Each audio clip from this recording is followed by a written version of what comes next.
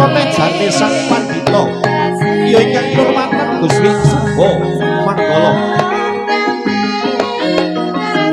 kang parangasta minangka pemadhang pemajar ing meh taun amin.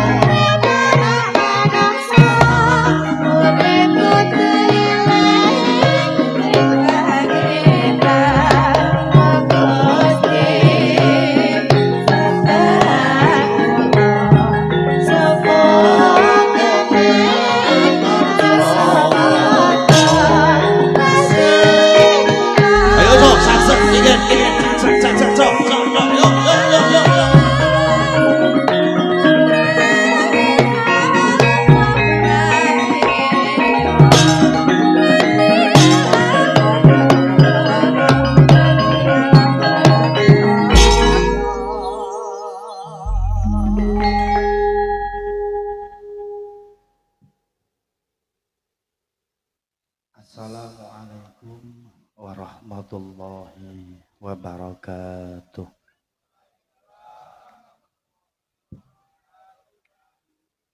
Ila hadratin Nabiyil Mustafa Sayyidina wa Maulana Muhammadin sallallahu alaihi wasallam wa alihi wa azwajihi wa ashabihi wa auladihi wa dzurriyyatihi ya Jibril ya Mikail ya Israfil ya Israil wa qulu malaikatis samawati wal arwa nuril hidayatilah syafa'atillah la ruhul qudus ya bina adam wa ummina hawa alaihi salam Nabi Ilyas Nabi Khidir Nabi Ibrahim Nabi Sulaiman Nabi Yusuf Nabi Dawud alaihi salam semua ila hadrati Sayyidina Abu Bakar Sayyidina Umar Sayyidina Utsman Sayyidina Ali karamallahu wajhah Ilaril Qudusi Sultanul Auliya Syekh Abdul Qadir Jilani radhiyallahu an fil Baghdadil Ma'i Sultanil Auliya Allahu akhiru zaman wa kullu wali wali Allah alinu jabba alinu qaba wa ali dzikrah wa auliya salihin wa lil khasalil maghrifatu bilah wa ahlil jihad fi sabilillah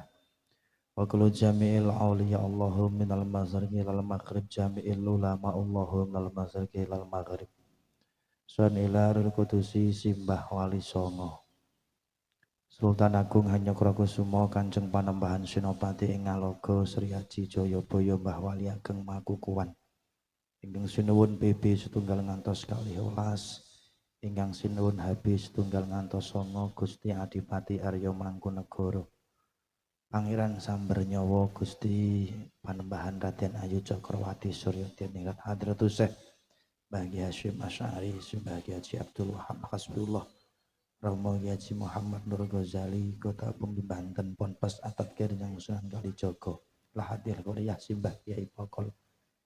Allahumma ighfir lahu warhamhu wa'afihi wa'fu anhu jami'il ahlil kubur minal muslimina wal muslimat wal mu'minina wal mu'minat sun ilaru Simbah Kasti, Simbah Sukemi, Simbah Tulus, Simbah Tasmi, Simbah Warmin. Sunillah kutusi Simbah Suratmi, Simbah Karim, Simbah Tul Wahid, Simbah Kiai Jangkar ila ruhiha Simbah Khotijah, Simbah Wakinem, Simbah Samijem, Simbah Jumilah, Mbah Yasmini, Mbah Ngahad Paing. Allahumma ighfir lahum warhamhum wa'afihi wa'fu anhum bi barakatil Fatihah. A'udzu billahi minasyaitonir rajim. Bismillahirrahmanirrahim. Alhamdulillahi rabbil alamin arrahmanir rahim maliki yaumiddin. Iyyaka na'budu wa iyyaka nasta'in ihdinas siratal mustaqim. Siratal ladzina an'amta 'alaihim ghairil maghdubi 'alaihim waladdallin. Amin. Alhamdulillah wa syukurillah. Ala nikmatillah wa sahbihi wa mawalah la haula wa la quwata illa billahil alizil azim. Ashhadu an la ilaha illallah wa ashhadu anna muhammadan abduhu wa rasuluh la nabiyya ba'dah. Raditu billahi robba wa bil islami dina wa bil muhammadin nabiyya wa rasulah wa al-qur'ana hakama wa al-qur'ana imama. Rabbi zidna ilman nafi'an wa amalan mutaqabbalan yahdillahu ma yasha'u bi idnihi ila syiratim mustaqim wa ala alihi. Qala Allah ta'ala fil Qur'anil Karim. A'udzu billahi minasyaitonir rajim. Bismillahirrahmanirrahim. Wa itta'adzana rabbukum la in syakartum la azidanakum wa la in kafartum inna 'adzabi lasyadid. Qala Rasulullah sallallahu alaihi wasallam ridallahu fi ridha walidain wa sutullahi fi sutil walidain al hadis au kama qol amma ba'd. Nuwun wonten pangarsanipun sepuh bini sepuh minggahipun aji sepuh ingkang lebda ing kaweruh pono ing pamawas lebda ing pitutur luhur. Wonten pangersanipun para alim, para ulama, para kiai, simbah haji, simbah hajah, ustadz, ustadzah, guru ngaji, santriwan, santriwati ingkang rinten ratri tansah sumanding wahyu suci kitabing ilahi robbi. Nuninjih mliginipun Al Mukarram Simbah Kiai Haji Fatkur Rahman dalah Mbah Yai Masjid, Mbah Yai Musola ingkang tansah kaula ta'zimi lan kaula suwun berkah pandonganipun wilujeng. Boten katalumpen sahibul hajat nuninjih panjenenganipun Bapak Sutomo telah Ibu Larni utawi Bapak Susanto Ibu Qoriah Fitriani. Isa keluarga sak gotrah sak baraya gunggula wangsa ingkang tansah kinabekten boten katalumpen kadang paniti laksana kadang panitia sederek seniman seniwati mliginipun panglipur wuyung satriya gongso ingkang insyaallah tambah larise tambah istiqomahe tambah leh nglembah manah tambah leh istiqomah. Ugi mboten katalumpen juru pita swara sound system bapak-bapak sedaya ingkang tansah kawula hormati lan mugi-mugi pinaringan sehat waras panjang yuswa. Ugi mboten katalumpen guru kula sesepuh kula Dwija basa Jawi ing Kadipaten Temanggung Kanjeng Raden Arya Tumenggung Bapak Rubianto Setya Dipura. Ugi Nyai Lurah Anom Era Nyai Lurah Sepuh Dewi sedaya ingkang tansah kawula tresnani murwakane ngatur ingkang sepisan monggo kita dherekaken ngunjukaken suka dalah syukur raosipun manah kita wonten ngersa dalem Allah taala dene ingri ngantos ingri kalenggahan saat menika kula panjenengan sami tasih dipun keparengaken ngraosaken rasa raosipun nek uyah kuwi asin nek gula niku legi. Pramila nggih wonten sing maesuk isih ngrasake asin lan legi, ngerti-ngerti awan mau wis ora ana. Pramila wenang monggo kita nggahaken syukur dhateng Allah kanthi sasarengan waosan tahmid kita dherekaken. Alhamdulillahi rabbil alamin. Allahumma sholli ala sayyidina Muhammad. Syukur ingkang angka kalih selawat salam mugi katetepna kunjuk dhateng wiyosan dalem junjungan kita Kanjeng Nabi Agung Muhammad sallallahu alaihi wasallam. Mugi-mugi ingkang samurawuh sonten menika estu kagolong kacatet minangka dados umatipun lan cektos benjang wonten ing dinten nalika dina wis ora ana sing isa nulung. Aja meneh kok kanca bala keluarga selagine wong tuwa wae wis ora iso apa-apa mung sak njagake syafaatipun. Mugi-mugi kula panjenengan sami kareken kagolong minangka dados umatipun lan nyektos benjang wonten ing delahan yaumil kiamah. Mugi tansah pikantuk syafaat ingkang agung. Amin Allahumma. Para rawuh, bapak-bapak, ibu-ibu ingkang tuhu dahat kinabekten mundi dawuh saking Mas Susanto dalah garwa ugi Bapak Sutomo dalah Ibu Mbah Kaum nggih. Mbah Kaum kula sowan kini nderekaken adicara tigang perkawis Pak jan dawa Pak. Siji lairan bayi, ping pindho cukur gombak, ping telu khol jajal. Niki nek tak onceki per siji mon 2 jam ora rampung jajal. Kamu gitu. Ayo cikuk was-wasipun nggih Pak nggih. Niki ndak seledri Pak. Jan lemu-lemu nggih. Jan apik to. Matur nuwun wingi ya obati wingi leging gorengan kula kae bedol kene iki Pak. Nggih Mas Susanto kali Ibu Fitriani nembikan napa nembe nampi peparinge Gusti wiji sejati arupipun nang jabang bayi yang nembe mawon antewisipun setengah wulan lahir Nun injih Mbak Laras nek sing ageng Mbak Felis. Felis nggih niki alhamdulillah innama amwalukum wa auladukum fitnah. Setuhune anak lan bondo niku nek ora diati-ati nekake fitnah nggih Pak. Mergo duit iso gedungsang-dungsang uripe yo. Nggih mboten. Mergo duit iso sapa wetan semowono barang kae. Wong duwe duwite cak njur angene cok werni-werni nggih Pak. Tenan duwite kathah kebutuhanipun nggih saya kathah nek mula nyuwunipun cekap ya Rabbi firli ora walgoni lak mboten enten to. Rabbi wajburni nggih nyuwun cukup. Nek wong cukup niku lek apa-apa saged Pak nggih. Lah Kakung alhamdulillah bondo karo anak niku ya nek ora dadi-ati wah jan nyengsarani nggih Pak. Nek ora duwe ayo tambah nemen nggih.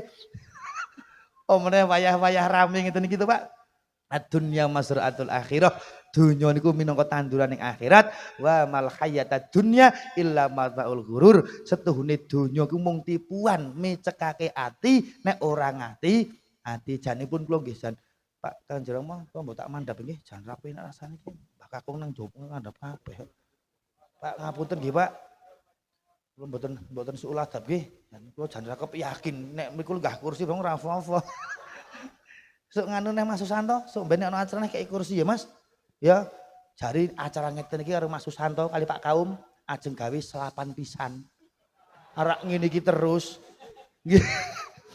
Lho tambah rezekine kowe Pak. Nggih sak bakdane ngundang dapure wong Kendal lak njur tambah rezeki to.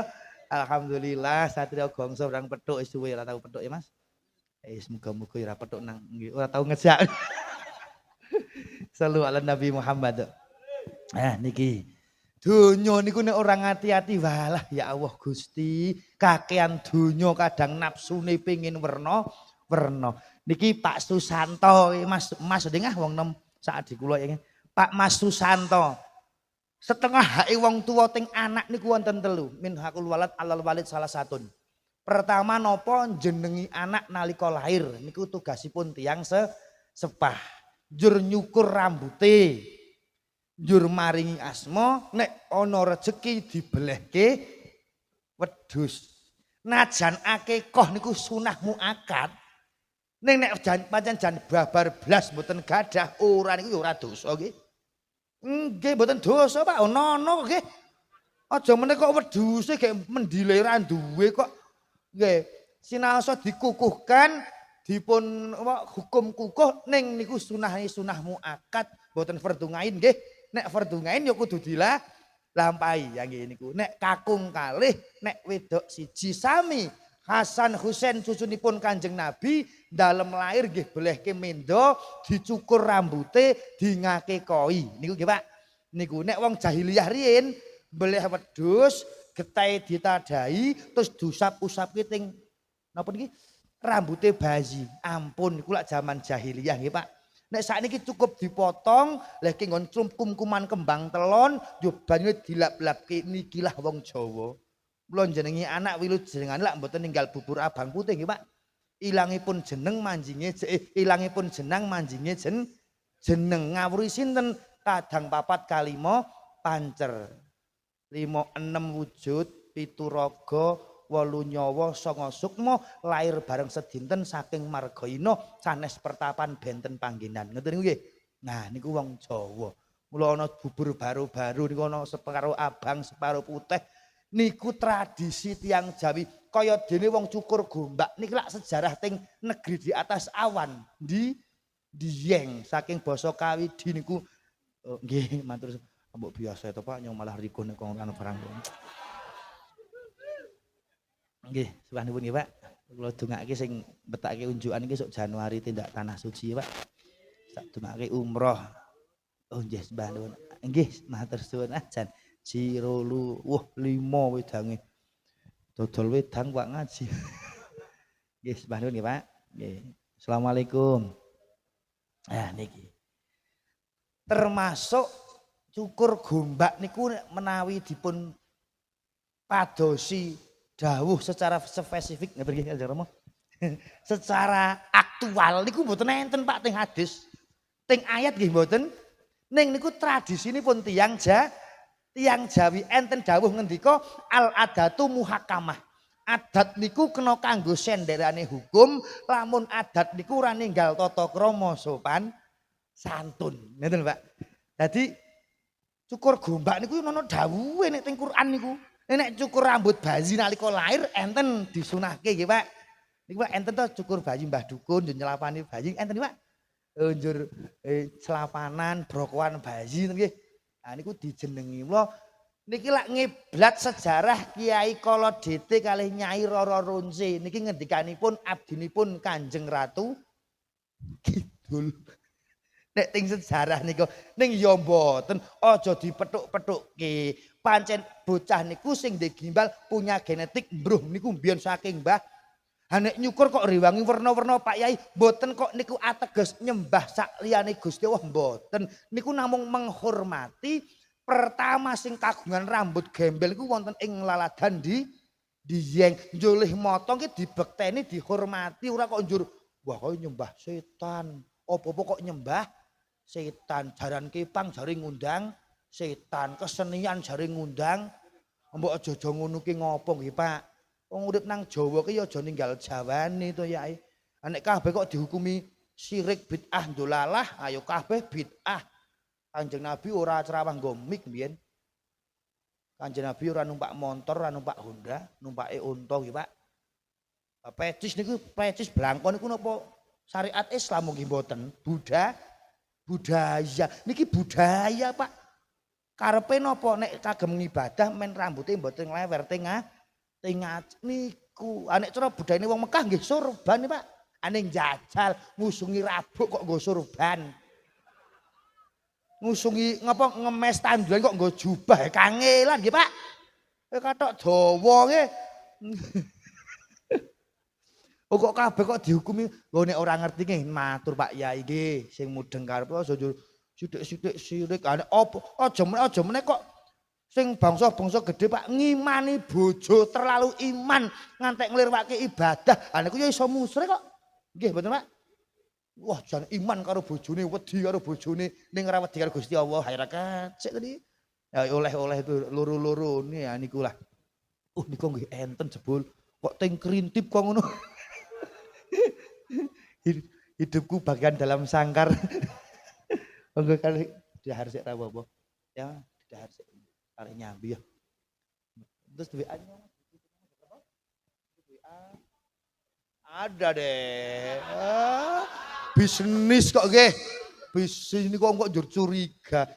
Nok ra yaumal yang fa'umalun wala banun ilaman atallah bi qalbin salim. Ada masanya ada masanya anak dan harta tidak ada manfaatnya kecuali ati sing cepak karo Allah, ati sing slamet saka cacat. Termasuk curiga ki cacate ati kowe. Wong meng bisnis kok. Bisnis bakulan apa to apa ngono. Nggih. Maringi asma anak Mas Susanto pertama wajibe wong tuwa teng anak lahir maringi asma. Asma niku kinarya donga. Nenek wong Belanda ngendika apa arti sebuah nama. Niku lak wong luar negeri Mbah Kakung. Nek nggon dhewe asma kinarya donga. Anake nyong tak jenengi slamet upamane men paringi slamet. Anakku tak jenengi Nugroho men entuk kanugrahan. Anakku tak jenengi Satrio Gongso. Satrio ki lak kasatria to, Gongso lak gamelan. Mandang gede dadi tukang tatah gamelan. Tukang tatah gamelan, tukang apa? Tukang mbak ora gathuk teman. Gongso kok mbathik. Niku ngemu donga. Nggih ning nuwun sewu, Mas. Sinten mawon nek ajeng maringi asma anak, nggih nek saged sing enten maknane nggih, Mbah Kakung. Ning sakniki cok enten jenengi anak ki ngiblat bintang film. Ning takoni jeneng apa takoni maknane iki ora ngerti jek. Nek mandang ana ya anak mung jenenge anak iki jenengan Arab bareng nggih pareng.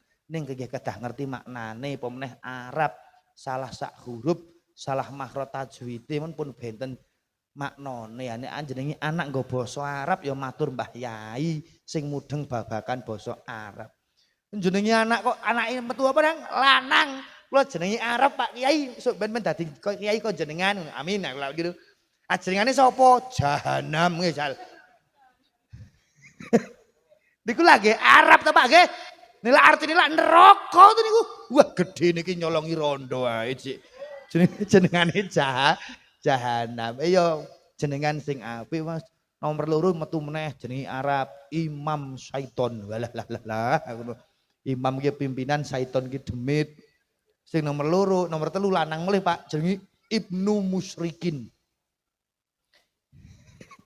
Ibnu ke anak musyrikin wong sing bangkang kalih aturane Gusti. Walah, gedene mlebu metu Kapolsek ora rampung-rampung. Assalamualaikum. Ya niki maringi anak asma anak ya sing tenger Arab nggih. Jawa malah nek wong biyen maringi asma anak iku jan Jawa tulen nggih Mbah Kakung. Yen kula ki ana jenengan wong lanang tasih gesang sakniki jenengane Saru. SARU niku tulisane Pak Saru jenengane iki. Ha kok jenenge Saru to Mbah nek biyen ki nyong ki garak lekasi ngunggahke kap to ngunggahke gendeng masang usuk kok krasa nglairke bocah kok nyaru-nyaru njur jenenge Saru. Jan jane ora gathuke Pak jenengan kok Saru. Pun enten neh Mbah Parjan laire bulan Sapar. Ana siji Mbah Denan. Blantik wedhus yen kula biyen mbok nilih ngeden tenanan iki ya jenengan ki sok wong Mbah Tumpuk. Ning enten Pak jenengan menungso paling aneh sak donya aneh dhewe. Pak Rebo kok laire dina. Wah kuwi aneh lho niku. Mbok nilih ngeden Rebo nih Pak. Lih nglairke ngeden kok sewengi sedina sewengi ora bodol bekakas. Ngarep buri so bodol kabeh. Ya Allah, muga-muga dusun apa mriki niki ya? Dusun Pengkol Pak Rufi. Dusun Pengkol Desa Ngawonggo Kaliangkrik. Kula ki nggih ra suwe syukuran kaji. Tang ngisor kene pon dhuwur. Ning pundi? Maron. Nggih. Mriki niki lak sing kondang wisata Nepal Panjavan nggih. Kula ki arek ring Maron, gek dereng ngerti mriki to. Buka map tak Maron Temanggung karepe lak ajeng Maron Kandangan niku to. Kok iso tekan kene tak golek iki no Pak Bambang dokter to. Maron to omahe iki. Kok buka map Maron Temanggung tekan mriki kula. Tahu kula delalah kesasar tekan kiri kok njur job kiri kok ndelidir ae. Berkah para sepuh para pepunden to Pak. Wong anggere mlebu desane wong nggih ya uluk salam to Pak nggih. Syukur-syukur uluk salam ngagem Simbah Kiai Satrio gamelane Ding. Sapa Mbah Kiai Pokol nggih. Iya niki ki arep apa punden jebul Pak. Kula uluk salam mau teng jero mriku etok-etoke kaya pinter-pinter kok. Ayo kirim Fatihah nggih Pak. Saged lak mung ndongaake to. Atau sonillah al-qudusi Simbah Kiai langsung krong nyong ora mung punden nang kene. Nyong uga pahlawan kemerdekaan mending nguri Pak. Jebul ki pahlawan iki tenan ra sembarangan. Jebul Mbah Pengkol niki ya ora mung napa Pak, pepunden nggih. Pahlawan ambuk menawi dusun Pengkol mriki niki mbiyen alas gung liwang liwung. Lajeng Simbah Kiai Pokol dugi mriki ditirakati, diriadoi, didongani, dibubak dadi kados ngeten dusun endahe subur ijo royo makmur tandurane njur nek ana mengko maju-maju ning jaman dusun kene bakal tak tengeri dusun Pengkol.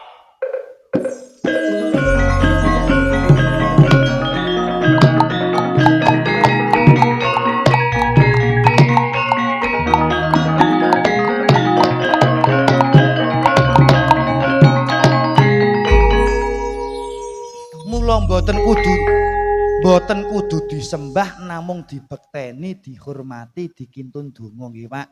Nggih nikulah sagete wong urip hormat dhateng tiyang mboten enten nggih syaratipun nggih namung ngirim donga, budi pekerti, tindak tanduk sing sae mungguh sesawungan ing sapadha-padha netepi darmaning urip, netepi kelumrahaning urip.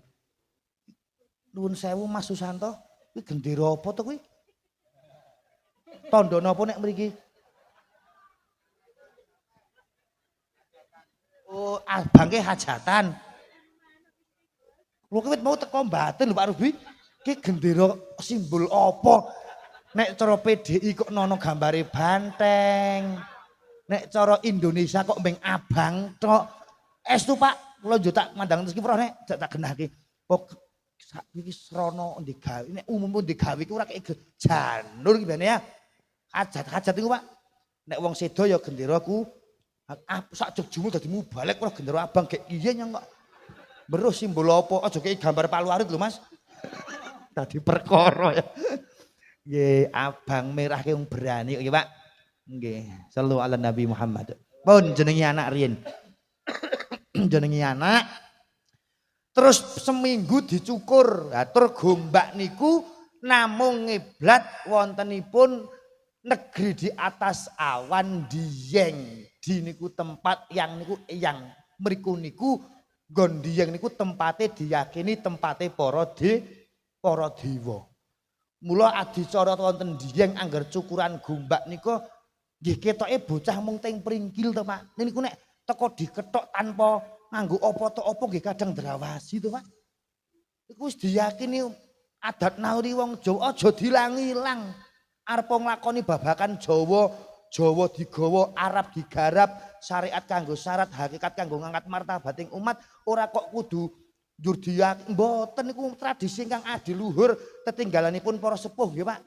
Diuri-uri. Ngoten lha tur nek nyukur gombak nggih ora sembarangan. Sing nek nggih mungkin siji desa siji cara nggih Pak. Nggih dalem nggih enten Pak.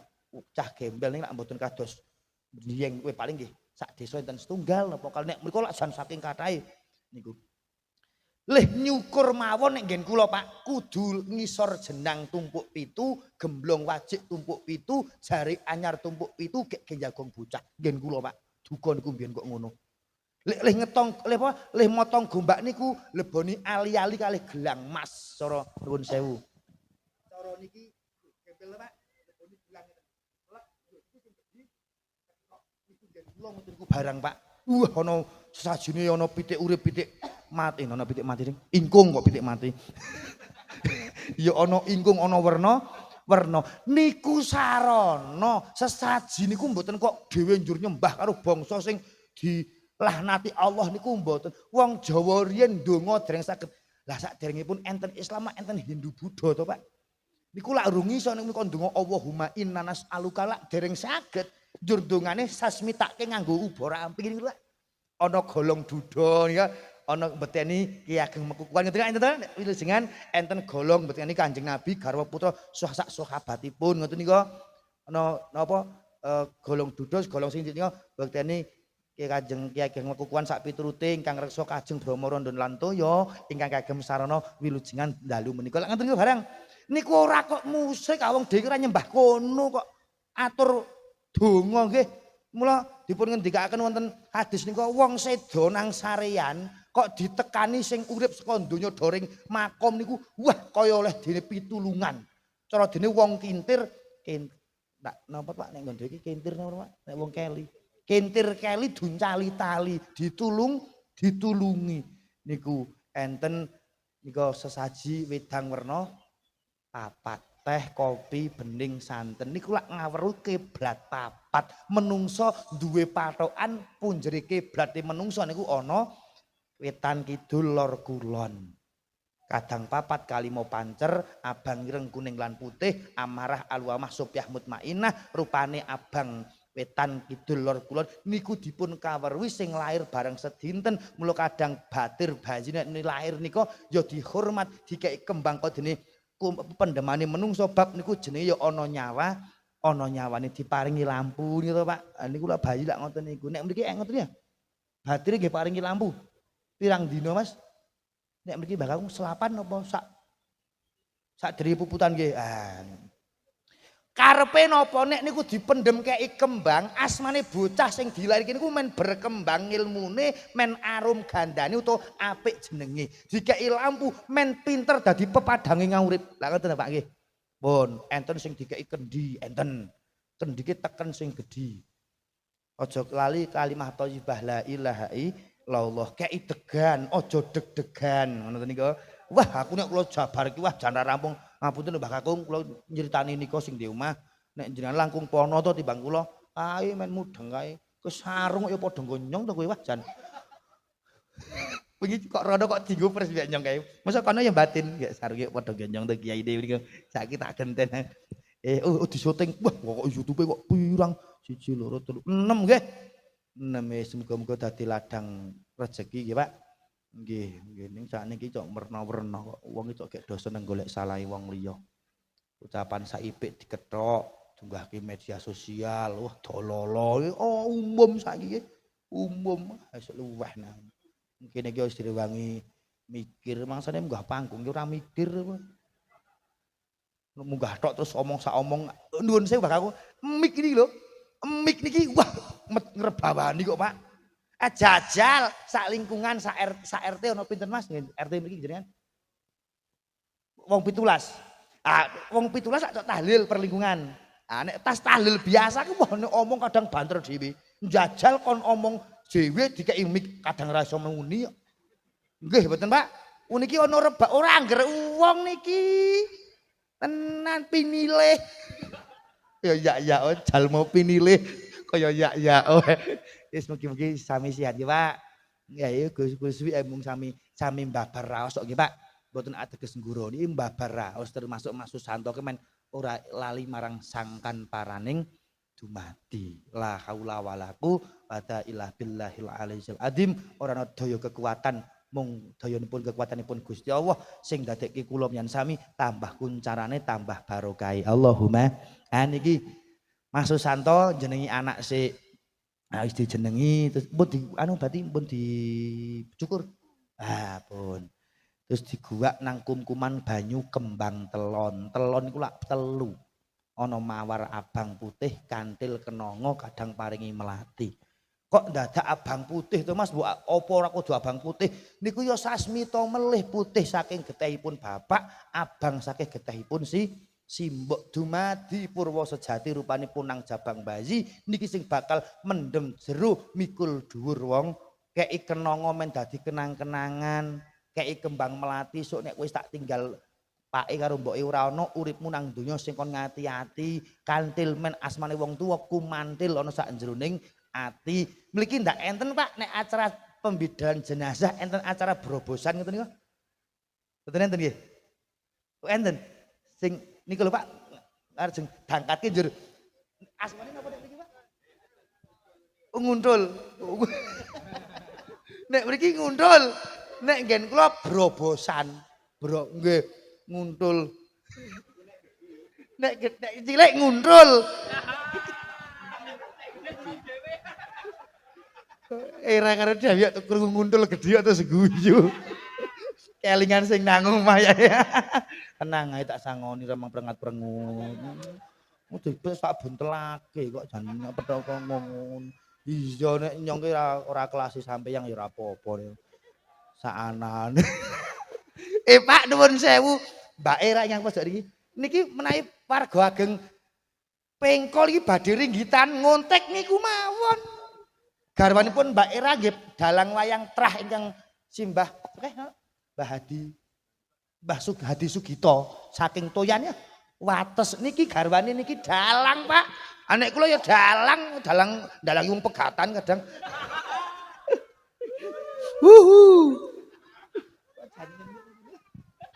Satria Gongso ya Allah nyong juga kapan-kapan ya kapan-kapan malam melayu ya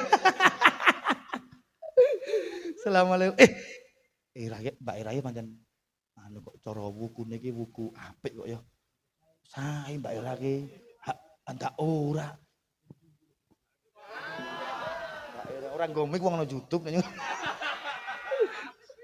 Padha pinggire Mbak Ira ki Mbak Dewi LPGS ki ya bejo kuwi.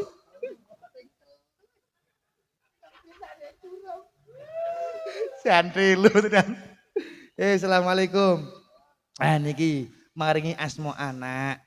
Bab anak niku tabungan Mas Susanto, anak niku investasi, anak niku deposito. Rumangsane wong sepuh ki nek wis seda njur apa njur wis tanggane donya no dereng Mas. Tenan dadi cara wong sepuh sedo njur anake nang donya kok nglakoni tumindak maksiat. Ya Allah, nek jane mboten masuk akal nggih Pak. Nek wong sedo kudu lak urusan donya sampun to Pak. Pun telas to. Ning mboten Mas. Wong tuwa, wong sepuh sedo sing nang omah nduriyah keturune kok tumindak maksiat. Wong tuwa iku dikirimi dosane kalih Gusti Allah. Rupane siksa dajal.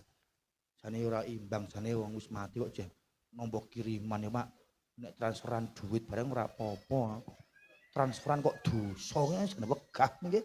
Ah nikilah mangkane Mas Susanto sak garwa dalah Mbah Kaum nggih nyota sakuran siji bayi lairan kaping kalih cukur gombak. Wah werna-werna guwak. Nek ting dieng ya ting Tanji Arjuna njur potongane gombak niku diguwak maring Tlaga Warna. Kanggo napa larung sesaji manen nyuwun dhateng Gusti Allah hormat dhateng leluhur wonten ing Dieng mboten kok manembah nguri napa maneges manembah dhateng mboten namung hormat kelingan sing biyen tau bubak yasa Dieng iki rambuté gimbal. Kula nggih duwe kanca gimbal malah jan kawak. Cok ngedram iki. Kawak gimbal. Nggih jan tobat tenan nggih jenenge anak pun jenenge anak sing apik Mbak Laras wah kok kaya putu gending empu gending anyong cok lali tak antarané putu gending mek empu gending Kakang Adi sing nyong arak gawe ya buyut gending apa canggah gending sak omah lak kabeh to kowe ah kanca-kanca campur sari Magelang campur sari Temanggung cok nyawiji to Pak. Wong seni nggih, seni niku manjing ajur-ajar sak nggon-nggone golek sedulur paling cepet ki nang nggon ting seni tenan wah jan. Kepenak seni ki nek dijaluk wehake tapi nek dibayar ya lah. Tenan aja muni mengko yo ngono lah nembe ki mawon to Rama Rubi nggih nika wingi nggih sedulur kanca-kanca Kupat Paguyuban Kupat Temanggung sami sowan wonten Klaten Pak. Lak nembe mawon to niku enten kejadian tukang kendang dikepruki wong nonton gara-gara njaluk lah laguane wis kabeh awale rembugane wis rampung kudune nggih sampun to mergo napa sing njaluk iki ora waras ngombe banyu atos banyu lah air atos lak keras ngombe banyu gendeng dadi perkara malah manganteni barang melu ngepruki jajal aja kaya ngono seni ki endah letir-telane leluhur para pujangga para duwija sing kudu diuri bahkan wayang kulit niku sampun di apa wayang kulit wis diakui UNESCO dunia nggih Pak. Termasuk seni-seni Jawa niku aja. Seni iki endah nganggo rasa, ora nganggo kepruk-keprukan kaya ngono kuwi. Ora angger wong dadi seni, mboten kabeh wong iso nglampahi nggih Pak. Kathah to contone Kanjeng Rama guru kula iki Pak Rubi nggih. Napa Pak Dwija basa Jawi. Dosen wonten Temanggung mriku. Iku kan sok ngajari permadane niku to. Satu kelas ada 500 orang. Engko sing dadi gelem metu payu lak mboten kabeh to, Pak. Nikulah kanugrahaning Gusti Allah. Mboten angger wong belajar seni ki njur iso nglakoni kabeh. Nek seni niku nek pengen njaluk apik ya aja njaluk murah, nek pengen murah ya aja njaluk apik. Wong penonton ki mirsani lak nek ampun dados to, Pak. Contone Satria Gongso niki gek zaman pertama mbubak. Zaman pertama latihan ini kadang rak gelut karo kancane bareng kok. Ngene larase ora ngene.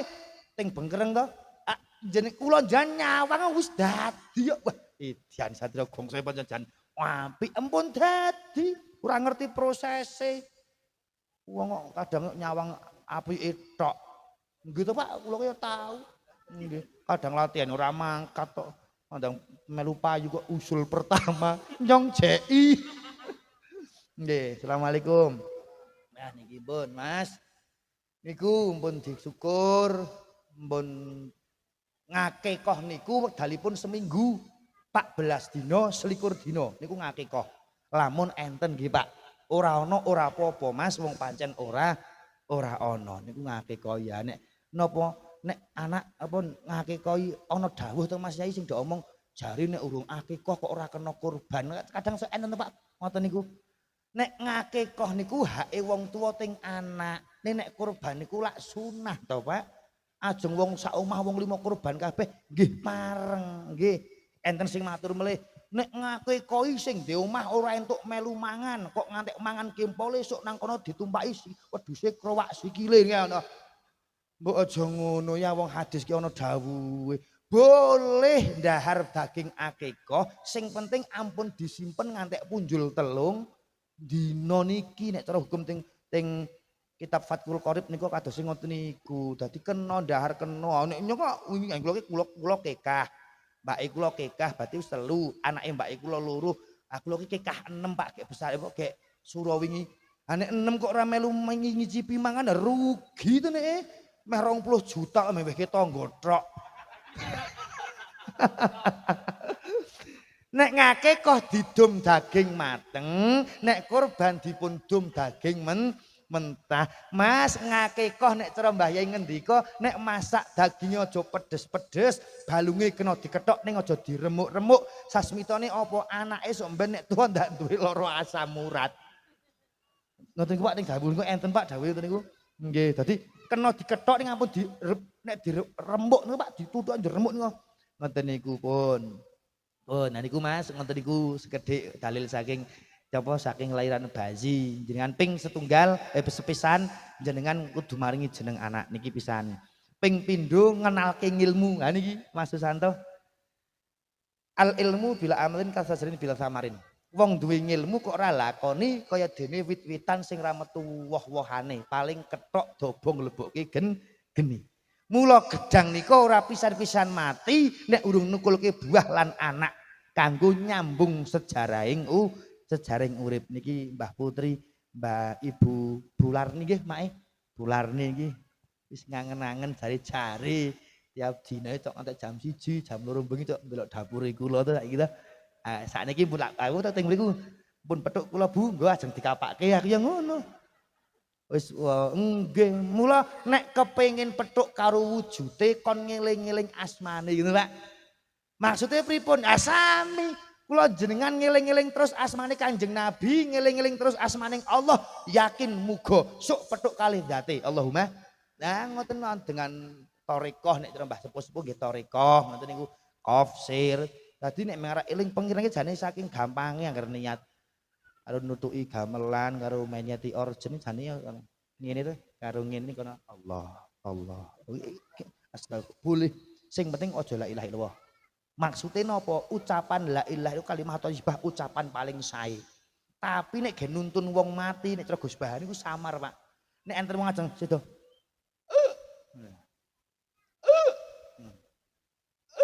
malah tonggo teko ya Allah Kang sampean kok kaya mbok eling to Kang nyong sapa aneh to niku gek wong sekarat pati niku gek ngrasake 700 sabetan pedang sing 1000 luwih landhep ha kok ditakoni nyong sapa nek cara kula ngerti tak dupak tonggo niku mbok Kang eling Allah Kang eling Allah malah nyong sapa cok ana wong wedok-wedok niku nyong sapa yu nyong sapa gek lorong rasake sekarat pati kok mah takoni jenenge dhewe kok lali Allah maksudnya pripun nek dipun tuntun kalimat la ilaha illallah samare ndak kados raja Fir'aun nalika kelep teng laut merah teng jedah mriku niku raja Fir'aun kelingan raja Fir'aun menungso sing ngaku Gusti Allah niku Pak gek ajeng mati kelingan arek tobat piyambake gek muni la ilaha illallah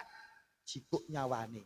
Kamu kok artine la ilaha ora ana pangeran sing wajib tak sembah berarti raja Fir'aun mati nih mati kafir. Kata Pak nggih urung muni Allah nek enten wong sedo niku teko cepake teng kuping Allah. Bahkan teng hadis kudus niku wonten kejadian 2 perkara nalika kejadian niku teko setan 1000 niku nyepak Pak. Siji ajeng nindakake malam pertama utawa nganten anyar. Lha kan tok kendungani niku Pak. Allahumma janibna ngoten Pak. Niku ping kalih nalika ajeng sekarat pati. Niku setan niku nyepak membo pakne, membo mbahne, membo anake sing pun karepe napa? Nek njur ngeling-eling sing do teko rupane membo-membo niku karepe lih mati men boten eling Gusti Allah. Shallu ala Nabi Muhammad. Pun. Niki jenengi terus golek ngilmu Mas Susanto. Golek ngilmu anak. Turi-turi putih ditandur ning kebon agung. Turi-turi putih ditandur ning kebon agung. Cemlorot tiba nyemplung mbok kira kembange apa. Mbok ira kembange apa. Salatullah salamullah ala toha rasulillah. Salatullah salamullah ala toha rasulillah. Salatullah salamullah ala yasin habibillah. Salatullah salamullah ala yasin habibillah. Mumpung sira sih urip ngibadah mbok sing tertib. Mumpung sira sih urip aku mbok sing tertib. Ngelingono yen wis mati ora bakal bisa bali. Ngelingono yen wis mati ora bakal bisa bali. Salatullah salamullah ala toha rasulillah. Salatullah salamullah ala toha rasulillah. Salatullah salamullah ala yasin habibillah. Salatullah salamullah ala yasin habibillah. Mumpung sira sih waras ibadah mbok sing ikhlas. Mumpung sira sih waras ibadah mbok sing ikhlas. Ngelingono yen wis lara ora bisa apa-apa. Ngelingono yen wis lara ora bisa apa-apa. Salatullah salamullah ala toha rasulillah. Salatullah salamullah ala toha rasulillah. Salatullah salamullah ala yasin habibillah. Salatullah salamullah ala yasin habibillah. Wala nabi Muhammad sallallahu alaihi mafil aba fil abna. Apa yang orang tua lakukan bisa jadi ditiru oleh anak. Mula Mbak Ibu Mbak Qoriah Fitriani kalih Mas Susanto matur sak matur nang jero kori nang jero omah kudu diati-ati mergo Dik Felis karo Dik Laras kuwi saiki gek dadi foto kopi. Nggih. Nggih. Wong anak wong tua ana masjid ya lho, ana adzan ibadah mangkat. Anak ken mangkat, wong sepuh nggih ditindak gitu. Oh difoto. Difoto, Bro. Difoto. Kok candong go kembul bayi kuwi. Bayi kapan iki? Sehat terus ya, Nduk. Iya sesuk tak cek matur Mbak anu WA Maya kok ngejeki. Nek ke kanane diwehi loro jare wis karo. Ngalah to. Iso sak wektu ngayahi loro. Oh iya tahu ding. Nggih, Pun. Niki kelakuane wong tua bisa jadi dicontoh anak, mula ngendika sak ngendika sarwa nganti ati sing ngati-ati men anak niki muga-muga nduriyahi warga agung pengkol nduriyah ingkang sholih sholihah. Alhamdulillah pun niki golek ilmu Mas, turi-turi putih ditandur ing kebon agung. Kok Mbah Wali ndelalah gawe tembang kok ya turi-turi putih nggih Pak. Kok ora turi-turi ireng. Apa turi-turi abang apa coklat apa ijo mboten, mergo warna putih niku warna paling istimewa. Ngantos istimewane warna putih disunahke kalian Kanjeng napa enten wong sedo kok dibungkus batik. Najan sakniki 2 Oktober memperingati hari batik nasional. Wong umroh niku mboten enten kanggo tawaf kok apa kain ihram kok ireng mboten enten. Putih niku napa? Warna paling suci. Merganipun napa, Pak? Abang, ijo, ireng, kuning, biru, coklat niku iso luntur. Ning nek putih mboten saged luntur. Ning gampang kelunturan. Terus diputus sik nang sik.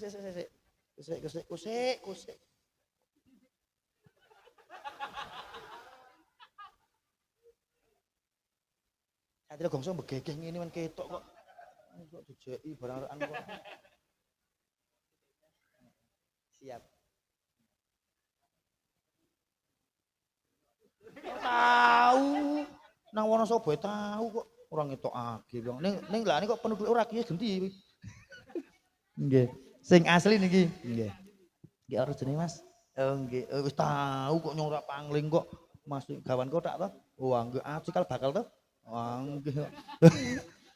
Turi-turi putih niku ora iso luntur ning gampang kelunturan. Napa niku kulu maulidin juladu ala fitrah.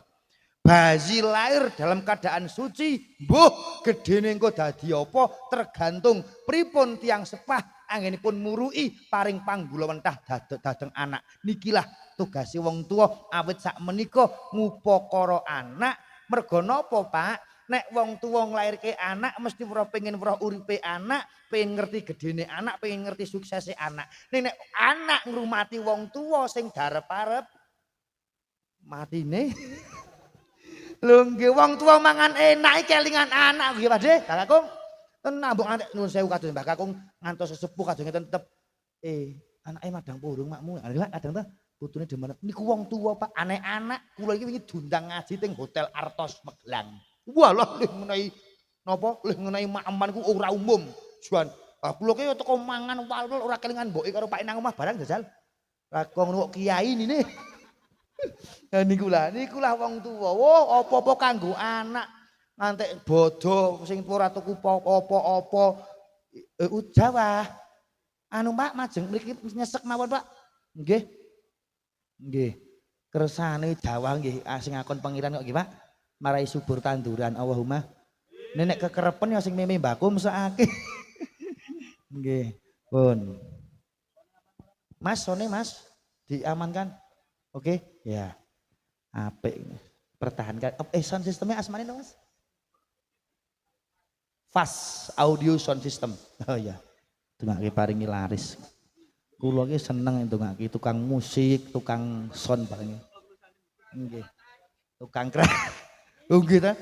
Endi? Oh niki tukang kratak barang nggih saiki. Ayo ora apa Mas menawa sok ben Gusti wong ngersake sampeyan dadi bos kratak po ngerti. Lho dalan rezeki kok. Wah ndak ketampon. Ki nek mula Satria Gongso iki cekatan, Pak. Entengan. Oh langsung benek-benek iki ditutupi. Nek ora iki Satria Gongso ora mungkin nak ngono iki barang. Ya mesake orjene asine iki ya mesake orjene barang gitu. Wah larang regane. Pun turi-turi putih ora iso luntur ning gampang kelunturan. Nikilah anak ngadepi zaman milenial kados sak menika, zamane jare zaman kemajuan, wong kene kemajuan malah mboten sae.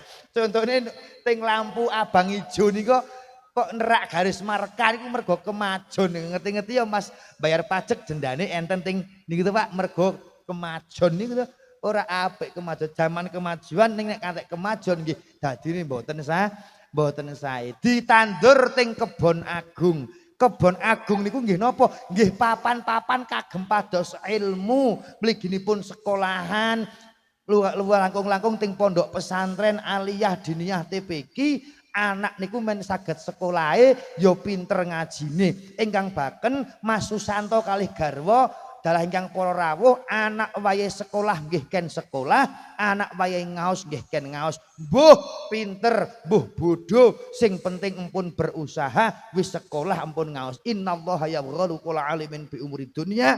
Allah paling boten remen mirsani kawulane sing mudhek-mulek perkara urusan donya ning jahilin fi umril akhirah, bodho banget perkara akhirat. Mulane dunyane kecekel, akhirat nggih kecekel. Nek ngandikanipun para ngalim, dunya dioyak akhirat ora melu, kok ngoyak akhirat dunya insyaallah nderek. Bab napa kula panjenengan gesang wonten ing alam berbrayan menika nggih ora singlar ya kudu duwe bondo duwe donya kagem sarana ibadah.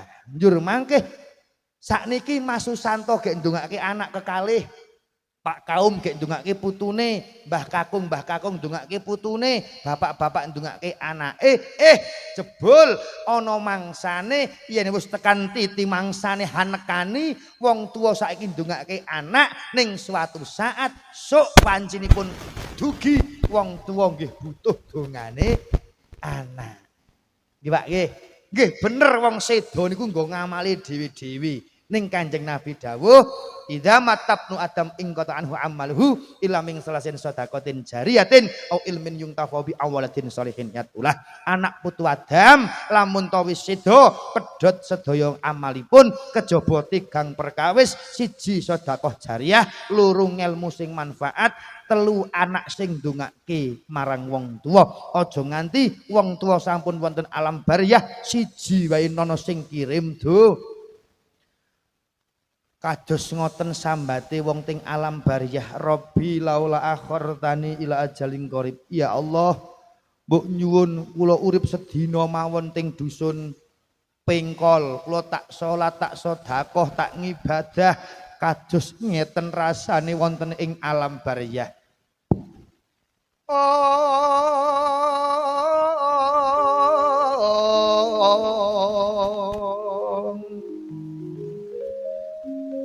Surem-surem dewangkara kingkin halir mangus kang layon.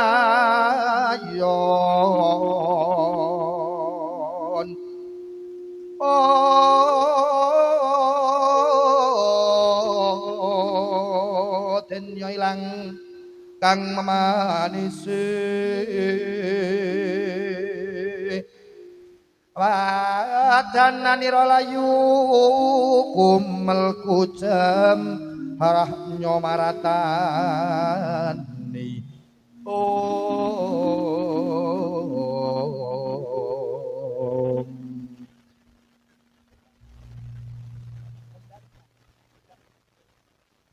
Kados ngoten sambate wong ting alam bariyah, pengak-pengok gembar-gembor setiap detik waktu saat mung njaluk bali. Getuni dosa kang wis liwat kadaluwarsa urut nalika nyawa uncat saka raga durung nganti tobat ning wis katekan titi mangsane udan tangis tiap dina dados. Walani apa pancen wis ra ngerti.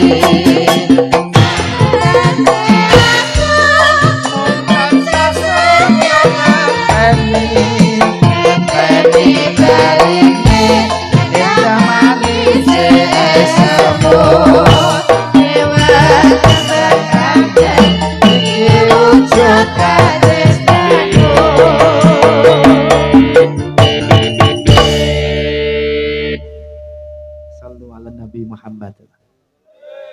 Jawi niku jan sekeco nggih Pak. Tata kramane ya oleh, agemane ya jangkep, do ngagem bangkon kabeh. Langkon iki gamblang ki lelakon nggih Pak. Nek urung gamblang lakon takon. Nek Mbah Kakung lak ngasami ngagem peci, mepet kalih sing maha suci, tatmainul qulubuhum ala dzikrillah, eling dateng Gusti. Gusti lai ger enten cerita anak ngunggahke swarga wong tuwa dalem enten ceriyos pandu swarga. sinten ingkang saged nginggahaken ingkang Rama wonten ing kas swarga jati swarga langgeng kas nur kastuba manik mung sinten Bratasena Semar kakekku. Pripun Gus? Mau bengi aku anggone turu nyumpena perkara sing ora patek tak senengi ati. Jenengan nyumpena napa Gus? Aku weruh Babu Kuntilan Rama Pandhu Dewanata ana ing kawah Candra Dimuka diobong geni aku ora trima. Menawi panjenengan badhe ngertos kados ngoten lempahipun ingkang Rama lan Ibu, monggo kula aturi mangsuk minggah wonten ing Ngundarantir Bawana matur dhateng Sang Hyang Bathara Guru. Yo Kakek Semar, ayo dereke aku.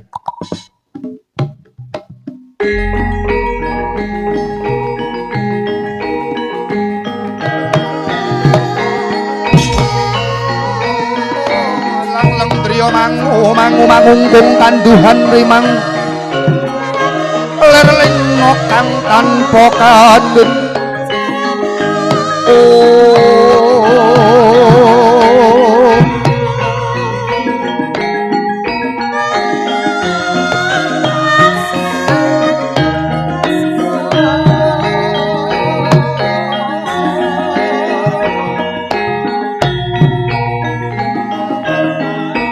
Sembarika den prayitna semurine sika balik tityani Gandayani.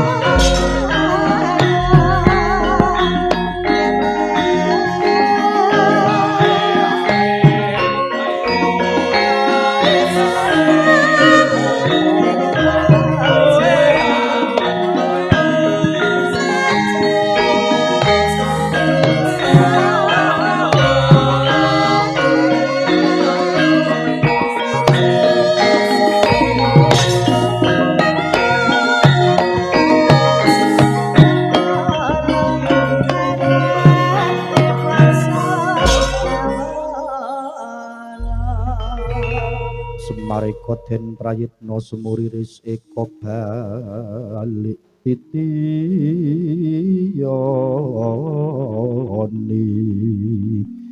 Tityani Gandayani mustika purnama sasi wilah ngawigna mas tunama sidam sekaring bawana nger titahulun Joko Kendil Joko Kendil Guru kakekku Bratasena ora katimbalan mangayen sowan ana ing ngarsa ulun ya gene kita wani munggah ning kayangan Jungkring Saloka ana karep apa? Aku pengen takon marang guru kakekku.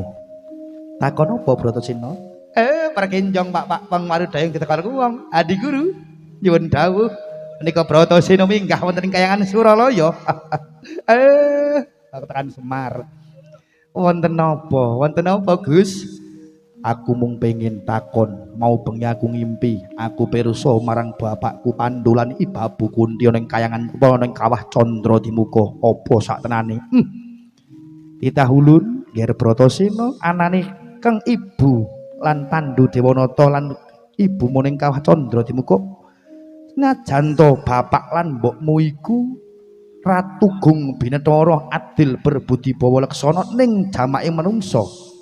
Al insanu mahal khata' wa nisyan. Manungsa niku mboten ninggal salah ninggal lali. Ya kadang salah kadang lali. Ibumu lan bapakmu Pandhu Dewanata tau duwe dosa. Jemparing rupane kidang menjangan yaiku kang kadadian saka Begawan Kimindama. Mula senajan to kaya ngapa bapakmu uga iso nyemplung ning kawah Candra, banjur kepiye aku iso nyegur ning kawah Candra dukun nulungi. Wis sewang-sewang yang nger tak dongakake muga iso ngentasake Kang Rama. Yo nyuwun pamit.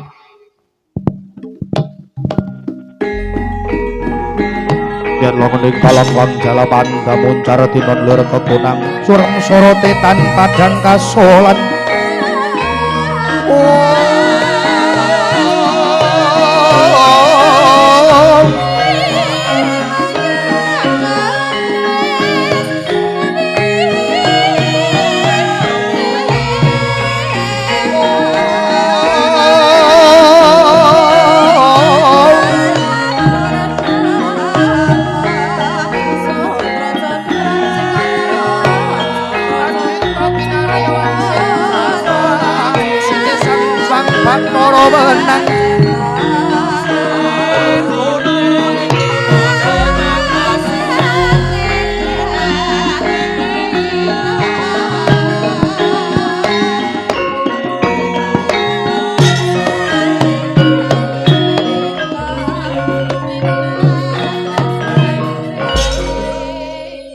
suplian sekedhik jebul anak niku iso ngunggahke swarga wong tuwa anak iso nyafaati wong tuwa enten ceriyos wong tuwa sampun manggen wonten ing kasuwargan langgeng ingkang putra manggen wonten ing jurang ing kasengsaran rupane neraka sidang pun temokaken saking para dewa para jawata sidang rapat paripurna ning ora amuk-amukan wong dewa kok beda nek dewa saiki amu-amukan kumpulan brangu nggih niku jebule mbokne dipakne takoni Kang yu sampeyan kok nang swarga anake sampeyan kok nang neraka piye nang kowe iso nang neraka nggih malaikat kula mbiyen jaman nang donya ora tau dikon ngaji kon sekolah ora tau culke sak karepe dhewe dikandani ora tahu apa bener Kang Mbok iya niku pancen salah kula malaikat iso mawon anak nglorot wong tua saking swarga nyemplung ting jurang neraka mergo anak mboten dipun dalanke ting dalaning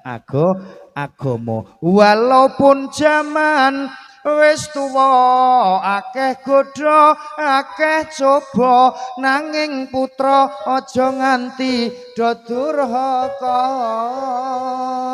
walaupun zaman wis tuwa akeh coba akeh godha nanging putra ajarana tuntunan agama muga-muga putra kita dadi mulya Allahumma pinter ngaji bisa ndongakno wong tuwa Allahumma amin ndongake wong tua termasuk napa putra wayah nembe wonten pondok pesantren wonten sekolah nikilah investasi seorang wong tua mula tinggalane anak tinggalane wong sedo apa tinggalane wong sedo enten telu sedekah jare kulo makrufin sedekah perbuatan bagus niku diganjar kodene wong sedekah sedekah jariyah ngilmu sing manfaat niku napa Mbah Kakung meling dateng putu nang nek nandur sledri ki ngene iki lho nek ngrumat lombok ki ngene iki niku kok dilampahi ingkang wayah lampahi ingkang putra ngantek benjang penjan sedo kok niku jah dilakoni jenengan wenang setiap dina nampa ganjaran mergo ngamali jah lakoni Allahumma nah dadi ngilmu mboten kedah ngilmu agama to Mak ilmu pertanian perternakan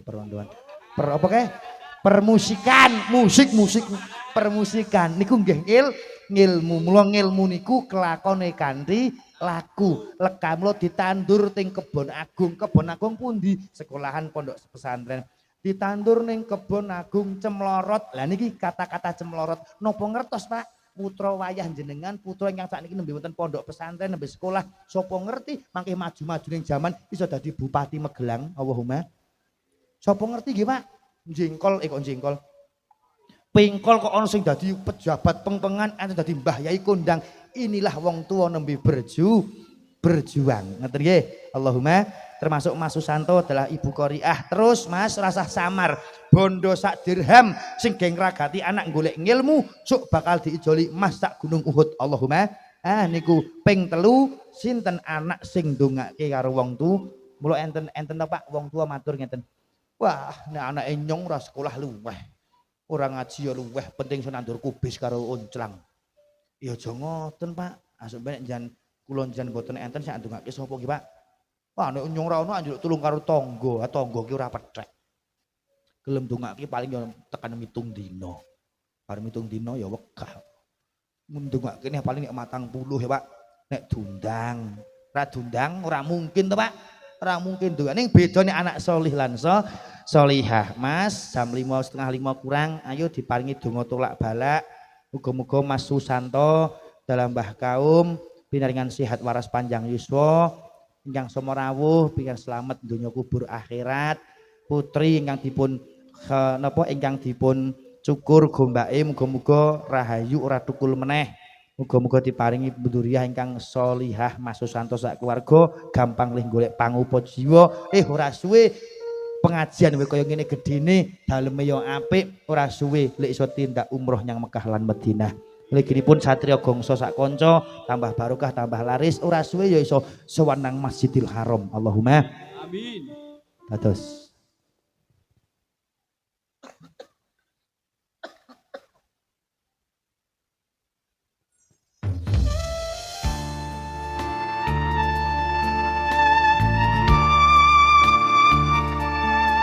Duh Gusti kang Maha Welas pun barokahi pun udaneni hajat perlunipun Pak Mas Susanto Pak Sutomo dalah keluarga nggih nyohol nggih cukur gombak nggih tasakuran lare sedaya ingkang kagem sarana menika Gusti penyan lintu langkung kathah mayu-ewu mayuta-yuta satemah Mas Susanto adalah Bapak Sutomo tansah ginanjar rahayu kalis ing sambikala berkah kang den arah widodo kang sinedya satemah Pak Mas Susanto adalah ingkang rama tansah dados panutanipun omah-omah.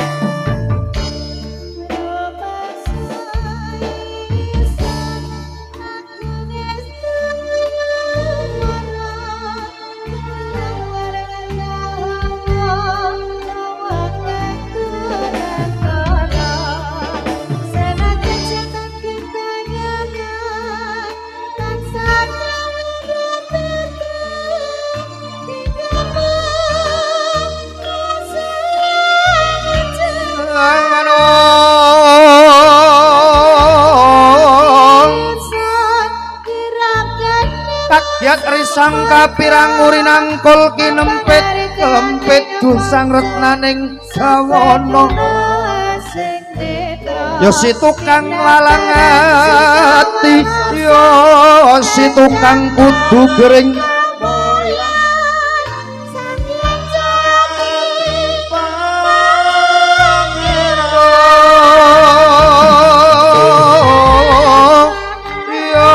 si tukang nesing tias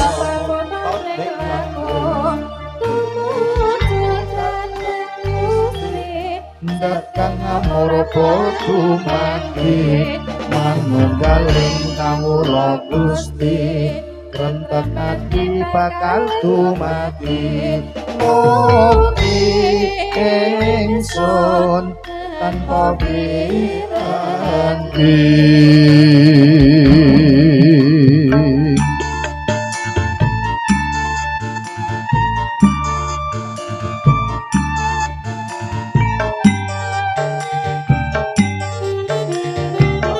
Mari kita berjoget bersama.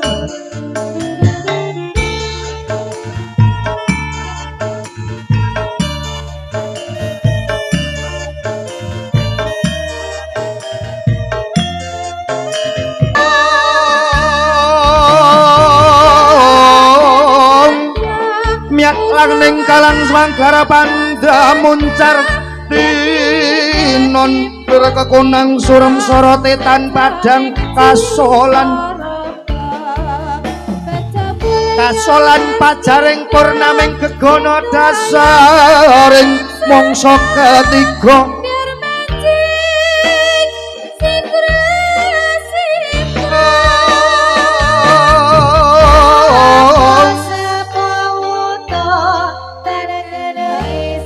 den prayit ngalakuning ngreki marga satru nirasi iblis kekinter ngubengi jagat satriya tata sambada wiratama katon sewu kartika ayo kalasipa dataman wayo kalasipa dataman wayo kalasipa.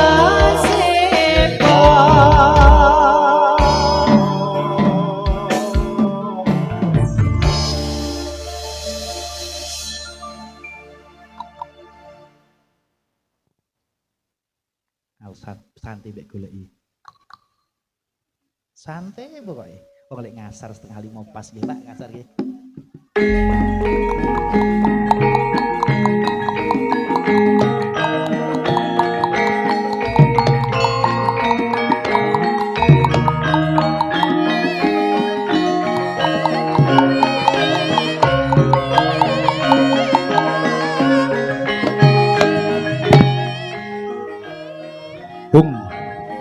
Ilahe ngawi kena mas tunama sedam sekaring bawana ngata bagama nyaya jadapa lawa sata daparaca naha.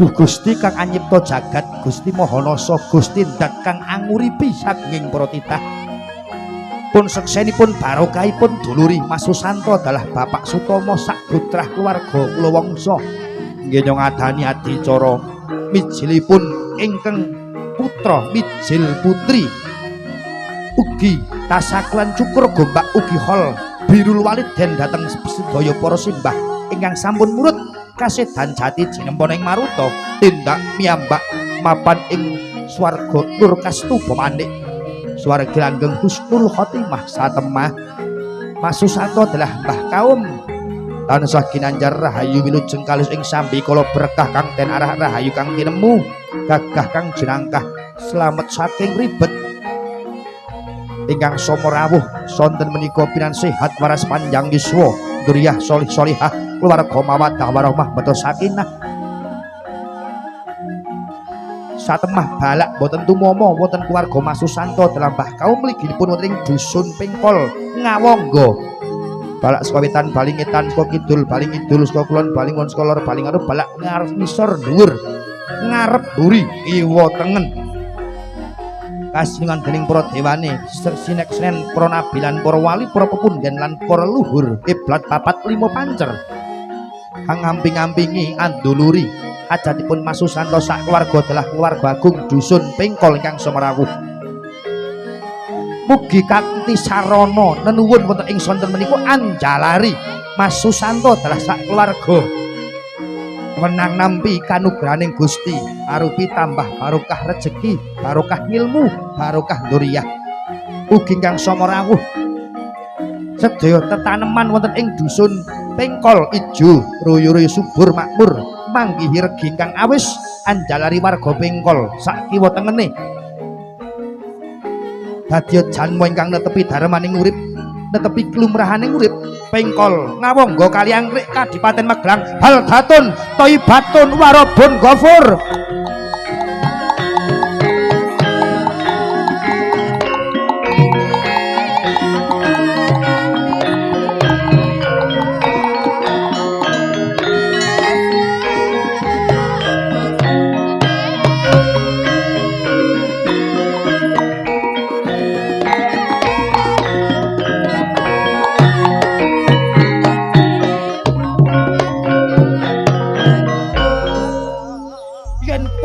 ora kena diprenggake becik. Wis. Nggih sesepun mboten apa ya oleh agamane oleh sak jawine nggih Pak. Wis mugi-mugi sehat panjang yuswa. Kapan-kapan pinangki melih pun karo tengah jam niki badhe sowan dhateng Kaloran dados dumdul oleh kono oleh kene nggih Pak. Wis nggo sareng-sareng nyuwun dhateng Gusti Kang Mahanasa mugi-mugi mboten pepanggihan wonten ing Pengkol mawon sanes wedal saged pepanggihan teng makomipun Kanjeng Nabi. Wa ala niyati hajat bi qabul wal ijabah. Al-Fatihah. A'udzubillahi minasyaitonir rajim. Bismillahirrahmanirrahim. Alhamdulillahirabbil alamin arrahmanir rahim maliki yaumiddin. Iyyaka na'budu wa iyyaka nasta'in ihdinas siratal mustaqim. Siratal ladzina an'amta 'alaihim. Astaghfirullah Rabbal Barzah. Astaghfirullah minal khotoya Rabbi. A'udzubillahi minasyaitonir rajim. Allahumma shalli wa sallim ala wal awwalin wal akhirin wa sallim radhiyallahu ta'ala an kulli sahabati Rasulillahi ajmain. Alhamdulillahi rabbil alamin hamdan syakirin hamdan dzakirin hamdan arifin hamdan na'im hamdan yu'afini amma huwa fi mazidah ya rabbana lakal hamd kam yang bagi jalali kawajika wa adina sultanik. Allahumma shalli wa sallim Muhammadin salatan tumjina biha min jamil awali wa taqulun jami'al hajat wa tutahhiruna biha min jamil sayyat wa tarfuna bintaka 'alal darajat wa tubalighuna biha aqsal ghayat min jamil khair fil hayati wa ba'dal mamat. Salatu wassalamu alayka ya sayyidi ya Rasulullah quds bihati khalaqilati adrikni. Allahumma ya hayyu ya qayyum hamid. Allahumma ya qahhar ya jabbar biflam. Allahumma ya muhaimin ya salam biflam. Allahumma ya barakatil fadilah wa adamul mubin wa syiril mubin wa darakatul azam wa syirul barakul haqul yakin wa bi hajati ya Allah kesempatan hajatipun Pak Susanto telah Pak Sutomo yang sak keluarga Mliginipun ugi warga ageng pingkol ingkang sama rawuh. Nur syafa Allahumma kafi'in syad min syadhi kalfat min rahmatika ya arhamar rahimin. Allahumma ighfir lahu warhamhu wa'afihi wa'fu. Allahumma ighfir lahu warhamhu wa'afihi wa'fu. Allahumma ighfir lahu warhamhu wa'afihi wa'fu anhum. Allahumma anzil rahmatan wa maghfiratan ala ahli kubur min la ilaha illallah Muhammad Rasulullah. Allahumma arinal haqqa haqqan warzuqna. Ya ayatuhan nafsul mutmainnah irji'i ila rabbiki radiyatan mardiyah fadkhuli fi ibadatil jannah. Rabbi habli minas sholihin, Rabbi habli minas sholihin, Rabbi habli minas sholihin. Allahumma hasil maqasidana wa maqasidana wa maqasidana. Rabbi ighfirli wa li walidayya warhamhuma kama rabbayani shaghira. Allahumma subhanahu wal bala wal wabai wal qati jam'amrati wal mautin fujati wa jamfitani malayyak syifu ghairuk. Allahumma in kana rezeki ya Allah Pak Susanto yang sak keluarga. Allahumma in kana rezeki ya Allah ingkang sama rawuh. Allahumma in kana rezeki sedaya ingkang wonten mriki ya Allah. Allahumma in kana rezeki fis samai fa'anzilhu wa in kana fil ardi fa'akhirna masyaallah wa in kana haraman fa'angribu. Allahu latifum bi ibadihi yarzuqu may yasha'u wa huwal qawli satriya gongso campur sari. Allahumma inna nas'aluka salamatan fi dinina wa afiyatan fil jasadina wa jiyatan fil ilmina wa barakatan fi rizqina wa barakatan fi rizqina wa barakatan fi rizqina taubatan qoblal mautina wa rahmatan dalam mautina wal maghfiratan ba'dal mautina. Allahumma hawin alaina fi syakaratil mautina wa najata minan nar wal akhwa idal hisab. Hasbi min syalil mubi hajatina ngodobo gomo nyoyo jodo polo wasyoto korojanoho Rabbana ba'da hadaina wa hab lana innaka antal wahhab. Rabbana atina fid dunya hasanah wa fil akhirati hasanah wa qina adzabannar. Sallallahu alaihi wasallam Muhammad wa alihi wasallam. Subhana rabbika rabbil izzati amma yasifun wa salamun alal mursalin walhamdulillahi rabbil alamin. Saking para rawuh Bapak Ibu, Mbah Kakung, Mbah Putri, mekaten semanten kekirangan kalepatan S7 ing kula pribadi sekirang ing seserepan dene wonten leresipun yaktos pitedah saking Allah taala. Mugi Pak Susanto telah Mbah kaum yang sak keluarga, mugi warga masyarakat ingkang sumrawuh kersa medhah tangguling samudra nyempyakaken seh tirtane pangapura dhateng jasad kula sak kanca. Sak sireping hastungkara mandhapipun pepeling dhateng Kang Maha Agung. Hadanallahu wa iyyakum ajmain. Assalamualaikum warahmatullahi wabarakatuh.